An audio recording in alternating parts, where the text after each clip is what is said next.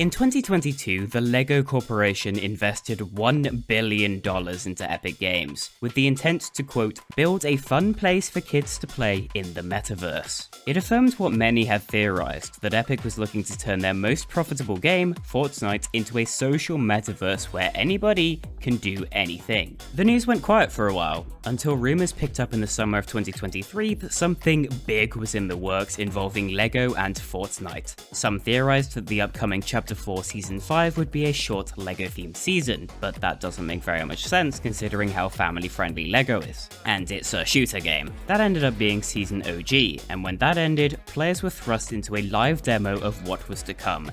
LEGO Fortnite, a massive open-world survival game. The world and characters of Fortnite combined with building of LEGO, with a gameplay format not dissimilar to Minecraft or Terraria. What's more, every Fortnite skin would become a minifigure at no extra cost. Naturally, a Fortnite and LEGO survival combo got people excited. The entire gaming community was buzzing, and the hype bus was very much flying. LEGO Fortnite was the face of, quote, the future of Fortnite, and expectations were growing by the day. Thankfully, people only had to wait a few days for the grand launch. People jumped in and it was a blast. The game had a peak of over 2 million people playing at the same time, exploring, fighting, building, together, having fun with friends, trolling each other, creating content. It was a smash hit. For a couple days. What happened next was a massive drop in players. Not because people were finishing the game, but rather because there was no finish to be done. The game was, to put it bluntly, incredibly bare bones. You could start a new world, explore and mine minerals, meet some villagers, build a house, and that's really all there was to do. The game lacked substantial content, and I think Epic and LEGO were banking on the unique building style, keeping players hooked. But it just didn't. LEGO Fortnite is undoubtedly a very well put together game. There's no doubt about that. You could go into survival or you could go into sandbox mode and just have fun. There weren't major bugs and it didn't feel rushed, rather there just wasn't enough to do. Is it really as bare bones as I'm describing? Well, let's compare it to its main competitor, Minecraft. Can you play offline? No. Can you tame animals? No. Can you sleep through the night? No. Can you destroy terrain? No. Is there villager trading? Nope. Can you farm crops? No. Can you swim underwater? No chance. Is there weather?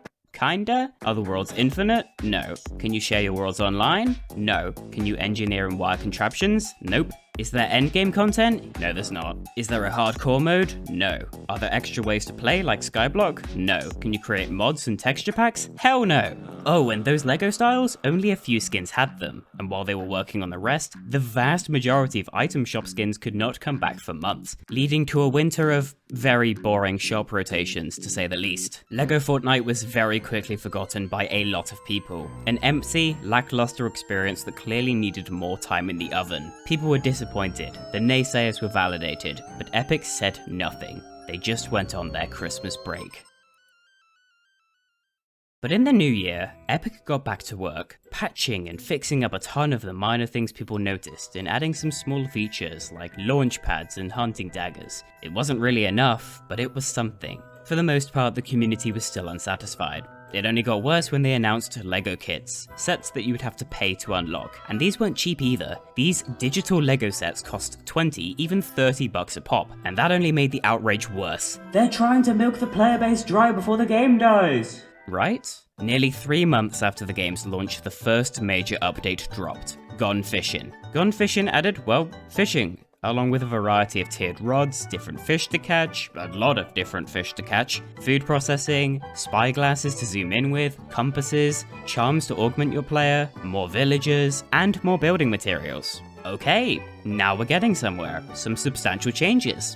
All of this should have most definitely been in a launch, but it's a start. Then, a month later, Mechanical Mayhem dropped. Now you can make a variety of vehicles and drive around, and there's also a compost bin to delete items, wrenches, illuminators, more foodstuffs, and quality of life updates like smart transfers. Oh, and the list of skins receiving LEGO styles is bigger than ever. I don't know how on earth they managed to make so many of these during such a short time, but at this point it's clear that they are locked the fuck in.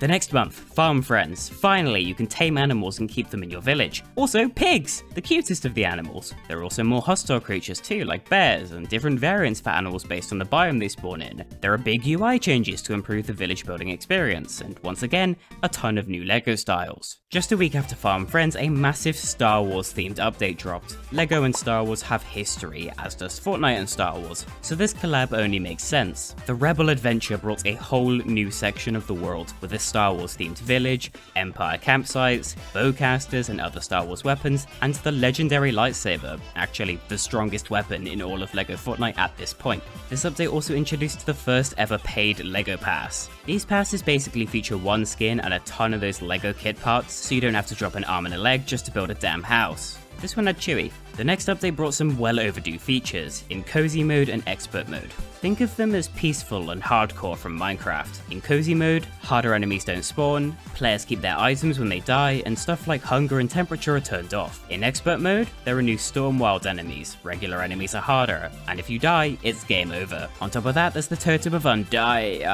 Totem of Return, which basically lets you avoid death, and new trophies to unlock, alongside about 1 billion LEGO styles. So now it's been about 6 months since LEGO Fortnite released, and already the game is so much more full of life and content.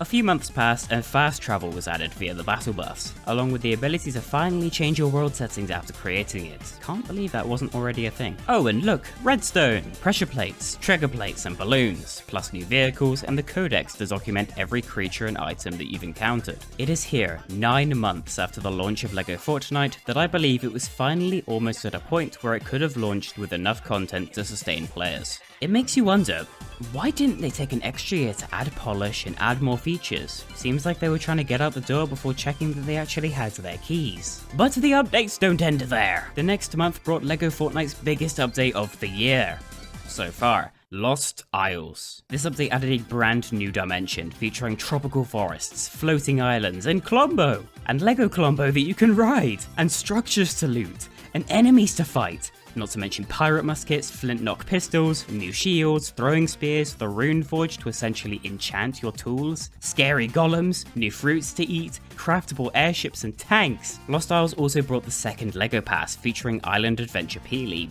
definitely the best Peely variant they've ever made, and a ton of tropical builds and other rewards. Brick or Treat added split screen and a Halloween themed LEGO Pass, and if all that wasn't enough, right after the game turned 1 year old, the Storm Chasers update dropped, and this one changed everything. Along with a rebrand to LEGO Fortnite Odyssey, which I really don't understand, and would just call it LEGO Fortnite anyway, this update brought massive endgame content with Storm Dungeons and the final boss, the Storm King. They also made changes to make living in different biomes much easier. The crafting system was completely overhauled to make it much better. They added a new tier of tools, made it so you can be revived by your friends when you die, added more vehicles, and introduced the Chill and Thrill Pass, with Raven Team Sid as the headlining skin. On top of that is a boatload of fixes and small additions. Oh, and also an entirely new game, LEGO Fortnite Brick Life, a social role-playing game where you get a job, earn money, and upgrade your house. With a new text chat and the promise of an evolving world, this mode is essentially Grand Theft Auto, but with the charm and family friendliness of LEGO Fortnite, and none of the crime, unfortunately. It's not for me, I'm not the target audience, but it's a high quality mode for sure. There are also now real world LEGO Fortnite sets, so now you too can own a LEGO Durburger. LEGO Fortnite has had a rocky path to redemption, but everything I just talked about happened within 1 year of the initial release. I do think if they waited it out for this year, they could have dropped LEGO Fortnite in a state where it would have kept players engaged for a much longer time, but it's undoubtedly in a good state now. LEGO Fortnite is not for everybody, but it's looking hopeful, and they've really redeemed what many considered to be a failure of a game. And it still pulls 50,000 players at one time a year later, which puts it in like the top 0.1% of all video games. So yeah, it definitely has some kind of goodification. Yeah. But seriously epic. Keep adding cute creatures, keep adding cool dimensions, but I will still not be buying any of those kits.